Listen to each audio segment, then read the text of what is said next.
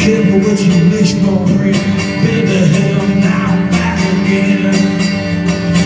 I feel alright. I feel alright tonight. Yeah, I feel alright, feel alright. I feel alright tonight. Yeah, I feel alright. Yeah, I feel alright.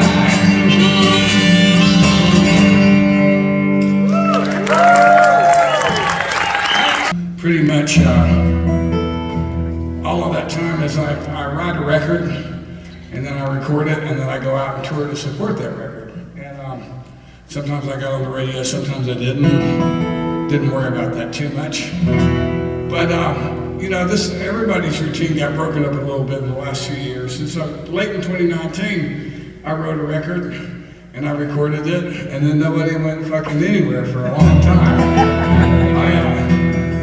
I made actually 3 records, you know, during this time we were all sort of not able to do very much. One of the songs that I did write, and 2 that I didn't. The record that I wrote, I moved to New York like, I don't know, 19 years ago now, because I wanted to start trying to do music for theater.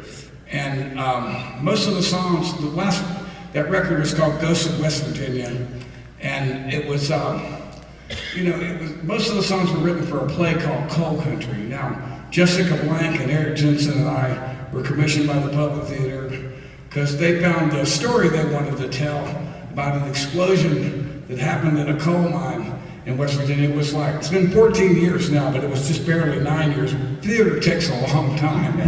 So we worked on it for 4 years, and it went up at the Public Theater on March 3rd, 2020. So, you know, it happened on the 13th, and but it did get back up again after we all got back together. Now, this was an important story for me to tell because I was looking for a way to start a conversation about something that bothers me a lot about what's happening in the world and this country, and that is, I don't think we listen to each other like we used to anymore. It's a big country. A lot of people that live a lot of different ways and think a lot of different ways. And we used to be able to get that to work, and that's kind of stopped in the last several years. So, you know, it's just scary. And so I thought, you know, people like take West Virginia. Tell people in New York City, talk about West Virginia, they'll go, oh, that's a red state. That's like, you know, that's like Trump country. And it's not really true. It's a purple state at best. They got a Democratic senator. He's an asshole, but they got him. What it is a coal state. It's a place where everybody that ever had anything made it from coal. And so that's what they know. And they say that people vote their pocketbooks. It's not really true. Like, rich people vote their pocketbooks. Working people vote their hearts. They vote their families. They vote their livelihoods. And we've kind of forgotten about that. Now, it's like this explosion that happened at Upper Big Ranch killed 29 guys. And it was the worst mining disaster in this country since the 1970s.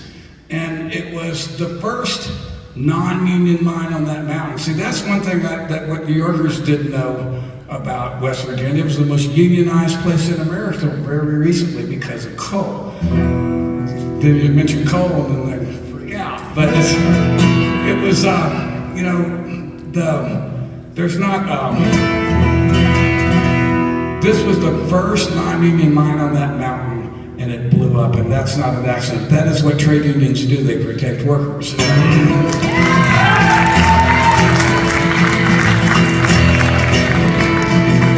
if you were up really early on the morning of April 6, 2010, it was national news for about 30 seconds. If you got up early, you'd have seen the cable channels and all the networks out there talking to anybody they were talking. One gentleman you would have definitely heard from is a guy called Tommy Davis.